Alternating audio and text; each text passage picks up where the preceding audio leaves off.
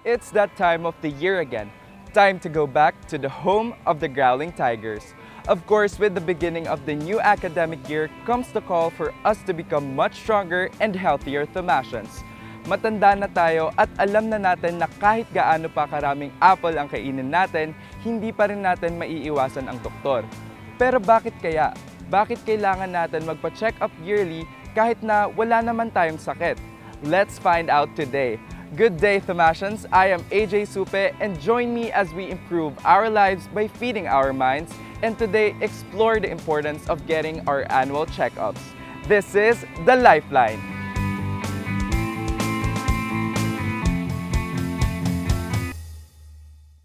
By now, I'm sure that almost all of us know about what happens during a checkup.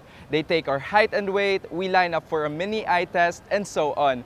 But how well do we know the place where all of this happens?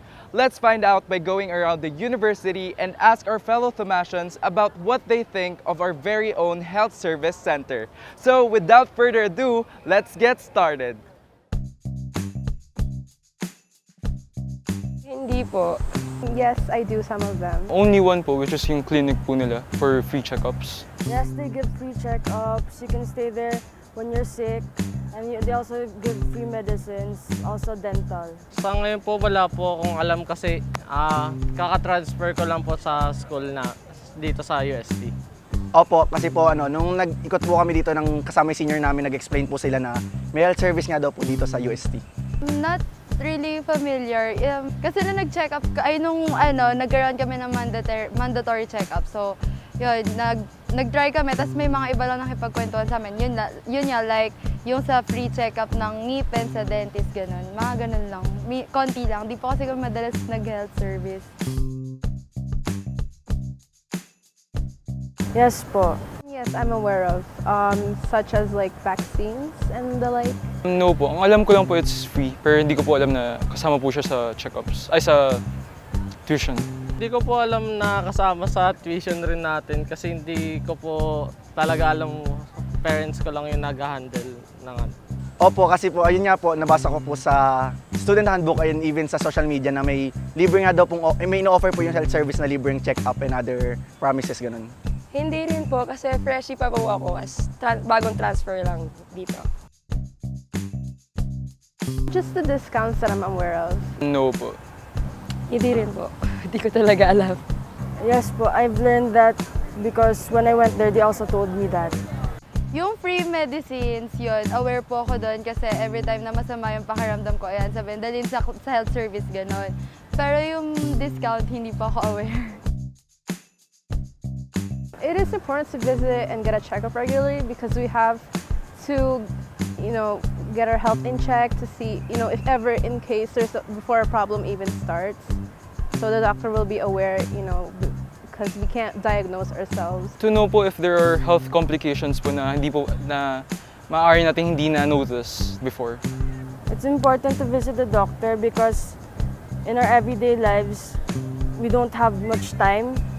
And we also have to take care of our health because like in college, you have so much time for your school-related activities. Para malaman rin natin kung yung sarili natin is healthy and physically pwede tayo gumawa ng iba't ibang bagay po. Siyempre, bilang isang tao, medyo prone tayo sa sakit, kaya para mas okay tayo mag-check up regularly and to know if may hidden diseases nga tayo, kaya yun po, para to keep ourselves healthy po. It is important kasi hindi naman kasi natin yung nakikita ng tayo lang na yung doctor lang yung makakapag-predict if good condition pa ba yung katawan natin or meron na talagang problema. Thank you so much to our fellow Thomasians who have joined us for this interview today and we really had some interesting answers. Pero mapapansin din natin that some of our freshies do not have much knowledge yet about our very own health service. But don't worry because we have your back here on the Lifeline. Ngayon natapos na tayo umikot around the campus for your thoughts and opinions. It's time for us to find out about what lies beyond the two doors of the Health Service Center. Kami na mismo ang nagtanong kung ano nga ba yung mga services that are readily available and accessible para sa ating lahat. So here are the 6 things that you should know about the Health Service Center. Let's kick things off with the room where most of the action happens. Room 112, aka the treatment room. Pamilyar na siguro kayo sa room na ito dahil dito tayo nagpapakonsult, humihingi ng treatment at para sa mga ilan sa atin, nagpapa-minor surgery. Bukod dyan, dito rin nagaganap ang mga physical examinations for freshies lalo na sa mga nag-o-OJT at fieldwork sa NSTP. Lastly, just in case na kailangan mo ng tuberculin skin test, pwede ka rin magpa-request dito. Next up, we have the dental procedures. Here in Health Service Center, besides being able to get a dental checkup and treatment at any time, kung gusto mo magpapasta o kailangan mo magpa-extract ng ngipin, proceed ka lang sa second floor at hanapin ang dental room to state your concerns and file an appointment. Luckily for us Tomasians, may libreng starter pack tayo for our prescribed medicines. Kaya di na natin kailangan mag-worry na baka maubusan tayo ng baon in one go. Speaking of medicine, alam nyo ba na pwede rin kayo magpa-request ng vaccine at immunization sa health service? Punta ka lang sa room 108 upon payment, tapos proceed ka na to room 100 to get your needed yearly shots. Of course, the fun doesn't end with that. Going into UST's health services, pwede rin tayo kumuha ng libreng x-ray and consultation upon request. Punta lang tayo sa UST Hospital Radiology Department para gawin ito. Alongside, if requested by the doctor, pwede rin tayo kumuha ng urinalysis, stool exam, and routine complete blood count na may 50% discount sa laboratory department ng UST Hospital. And if you aren't enrolled and studying yet, pero feeling nyo kailangan nyo ng tulong ng health service for your mental health, don't worry because UST offers both mental health clearance and assistance for us who need a little bit more than just pep talks. You can probably tell that UST's Health Service Center has so much to offer us. I feel like there's no need for us to be worried anymore whenever we feel sick or get injured because we have the Health Service Center not just to catch us but also to nurse us whenever we stumble and fall. Now I believe it's time for us to know more about Room 112 and its importance, but not before this quick break. Stay tuned because the Lifeline will be right back.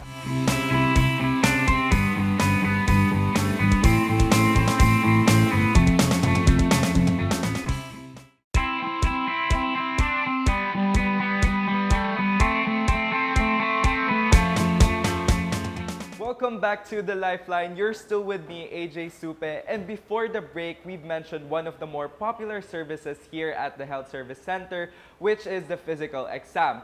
Now we will show you the step-by-step process with the help of our very own Dr. Seralvo. Why is it important to have checkups? It is very much important to have our checkups. Why? Because we have to know the health status of our condition. Minsan kasi ang alam natin wala tayong sakit, we are claiming that we are healthy, however, the labs would not say so. Like for example, the x-ray, yung marami kaming nakikita na pre-employment, wala daw ubo, wala daw lagnat, pero pagdating sa chest x-ray, merong TB. So it's really important to have our annual checkups. Ideally, for every individual, should be annually. Except na lang, for example, sa mga elderlies, yun, siguro mga every 3 months, every 6 months. But for the students, siguro annually, kung walang sakit.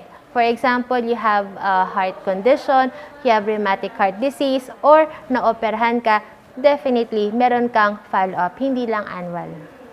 So, good afternoon everyone. I'm Dr. Ryan Seralvo, one of the School Occupational Health Physicians here in UST Health Service, our university clinic.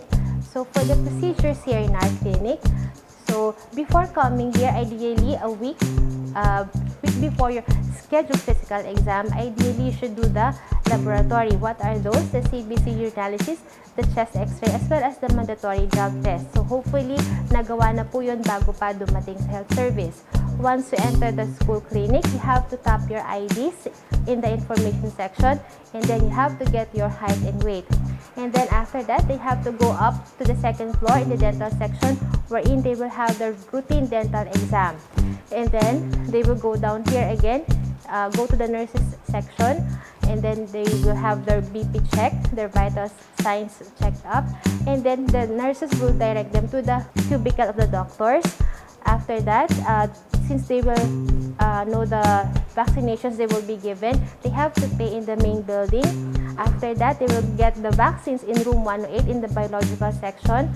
And then, they will go straight here in 112 again so that they can be injected with the different vaccines they were recommended. And then, after the vaccine, hopefully they all be cleared if the lab results are okay.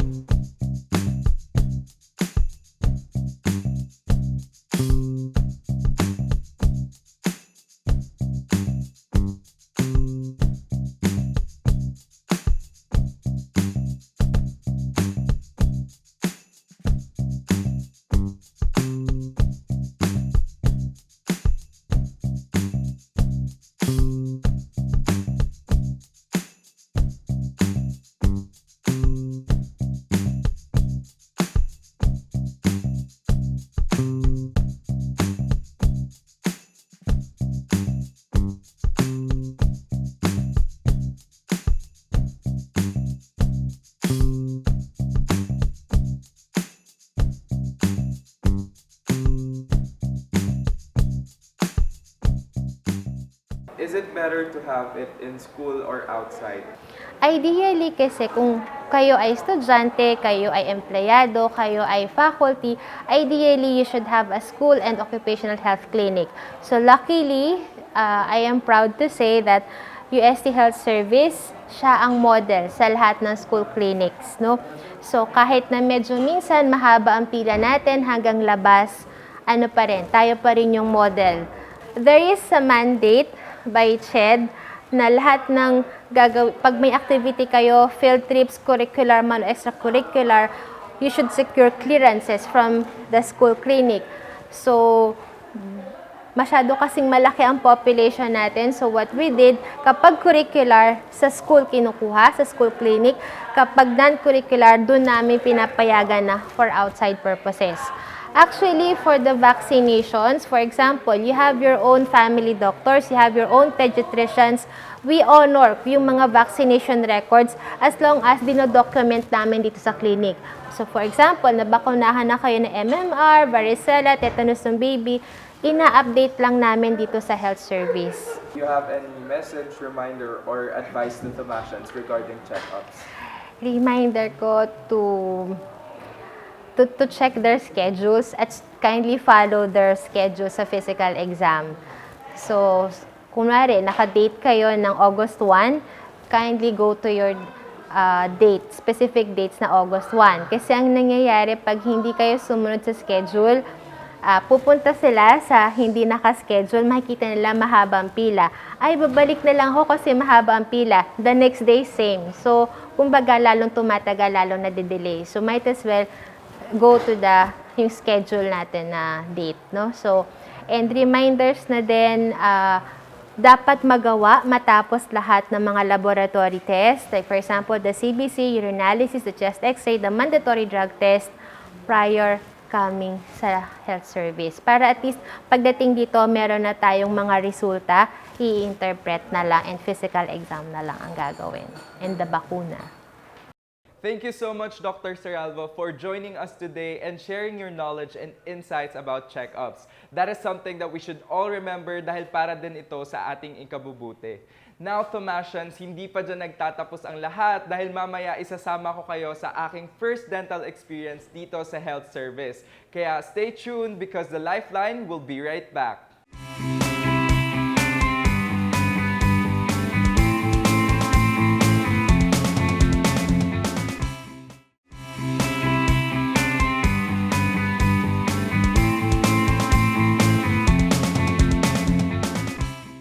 Hi Tomasians and welcome back to The Lifeline. You're still with me, AJ Supe. At ngayon nandito tayo sa second floor, room 208 ng Health Service Center para mabigyan kayo ng experience kung paano nga ba yung process dito. So nandito tayo ngayon sa dental clinic. So we are gonna have our dental consultation with the help of our dental assistant, Mrs. Abelardo. Okay. Dental consultation. O sa isen. Okay po, sige po. Okay. So first off, we are gonna sign dito sa dental treatment. Apo, sa dental treatment. So Lalagay lang natin yung mga important information. So, and then afterwards, we have the consent. So yung consent naman po yung susulatan natin. So ma'am, ano po yung importance nung pagsusulat po sa consent natin? ISO. Mhm. Utos ng ISO yan eh. Kailangan magsulat ng consent bago proceed sa treatment. Opo. So, ano po talaga siya? Nasa protocol po. Protocol. Alright. Needed pa po ba pag like, needed pa ng name ng guardians if like above 18? Kahit above 18. Okay. Alright. Okay na po. Thank you. So now that we're done with the consent, magpo-proceed na po tayo kay Dr. Driss. Yan po. Good afternoon po. Afternoon po. So yan, nandito si Dr. Driss sa dulo. Okay. Good afternoon po, Doc. So I'm with Dr. Driss right now and he's gonna be the one na mag-ano po ng consultation natin. So yun po. So you're here for consultation? Yes po, Doc, for consultation. Just to give our viewers din po yung experience dito sa health service. So yun. Thank you po. Anong name? Supe po, S-U-P-E. Sige, dahil kami. Sige po, thank you. Ayan.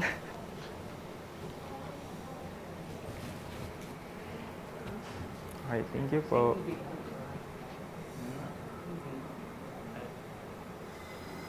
So, Doc, I just have a few questions po muna. Meron po bang madaming mga pumupuntang students dito na natatakot magpa-check-ups? Kasi po, di ba, I mean, may mga experiences po ba kayo na gano'n? Na takot yung mga students minsan sa check-ups? Actually, marami. Marami. Marami. During their physical exam, siyempre wala silang magagawa. It's Yes po. mandatory. Mhm. Some are kinakabahan talaga. Opo. Pero they go through it. Okay lang. Wala nangyari. Something. Mabuti naman po Okay pag naman. gano'n. Very pleasant naman usually ang kanilang experiences. Alright po. Okay. Any particular concerns consult mo? Sa ano na meron po atang mga ngipin na nagdadecay. Okay. Tignan ko muna. Sige po. Open up.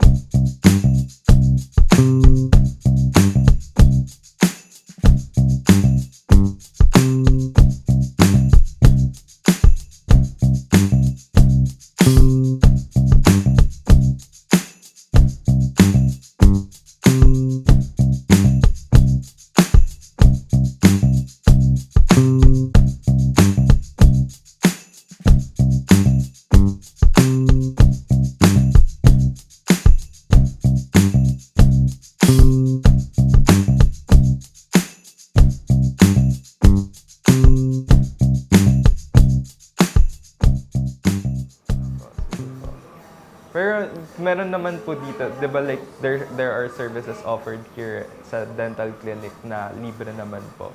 Oo. Yung fillings, yung pasta, Mhm. yan, libre yan. And kung sakaling may sira kang ngipin Opo. na kailangan ng tanggalin, that's also included Ah. sa privilege. Oh, so marami po talaga kami as a student na privileges dito. Meron pa po bang any procedures na kailangan gawin bukod po sa after po ng consultation natin? Well, if you wish na matreat yung cases mo, pwedeng magpa-schedule ka na for treatment. Pwede po ako magpa-schedule ngayon na po. If it's a Wednesday today, pwede. So every Wednesdays po yung libre na sa ibang treatments. Every Wednesday, we open yung reservation for the treatment that is for the following week. Para Okay po. makakapili ka ng slots kung saan ka free, kung anong time. Apo. In a way po, I think yung ganun pong system, it's organized po. I mean, nakakatulong po siya para hindi po magulo yung... Kasi po, napakadaming student natin dito sa UST. So ganun pong way or system, mas nagiging organized po, no? Yes. Ayun po. Para walang Okay po. hassle sa ano. Tsaka sa inyo din po, syempre, hindi po kayo ma-hassle. Ayun. It's okay naman. Every now and then, may darating na hindi naka-schedule but in need of the treatment. If there's somebody free, gagawin na. Gagawin agad. Kung talagang kailangan. Tama naman Pero po kung if yan. we could delay that, we would schedule na yung Yes po. treatment. Doc, matanong ko lang po before po tayo mag-end. Marami naman po bang mga students na pumupunta dito para po sa mga treatments, consultations? Ganun po. Yes. So, actually, laging puno yung schedule eh. Ganun po. So Puno po talaga. We recommend na pag magpapa-schedule ka, you come early ng Wednesday kasi mabilis mapuno yung schedule. Okay po. Sige po. That's noted po. So, sa mga viewers natin dyan, needed talaga natin magpa-schedule beforehand para po hindi tayo mahirapan. Kasi minsan sumasabay yung physical exam. So marami yan, isang section yan. Apo. So sabay-sabay Yes po. para maiwasan yung magulong Okay schedule. po. Sige po. So, yun po, Doc. Thank you so much po for joining us and then for my consultation po. Thank you po. Okay, you're very Sige much po. welcome. Alright po. Any concerns, pwede kang bumalik anytime. Sige po. Thank you, Doc. So yun guys, we just finished our consultation with Dr. Driss. So just what happened earlier when we entered here sa dental clinic ng health service, very organized nga. Nag-sign up tayo and then we signed the consent as well, which is needed dahil sa protocol nila. And then very warm ang mga dentists natin. They greeted us when we entered, and then yung dental assistant din natin is very warm and welcoming. And then dun na tayo kay Dr. Driss, nagpa-consult nga tayo, and then may mga nalaman tayo na needed ng treatment. So yun, I'll come back for sure para sa mga treatments na yun kasi it's one of our benefits as a student here in UST nga kasi merong mga free treatments tayo. So yun, we should just schedule ahead of time as what Dr. Driss has advised to us. So I had a great experience here at the dental clinic sa health service. So thank you so much for joining me.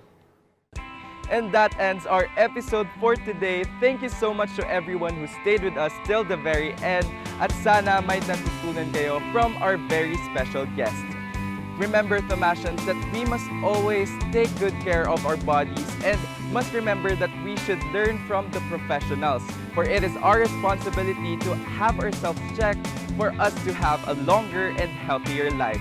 Thank you so much for watching. Once again, I am AJ Supe, and I'll see you again next time here on the Lifeline, where we improve our lives by feeding our minds.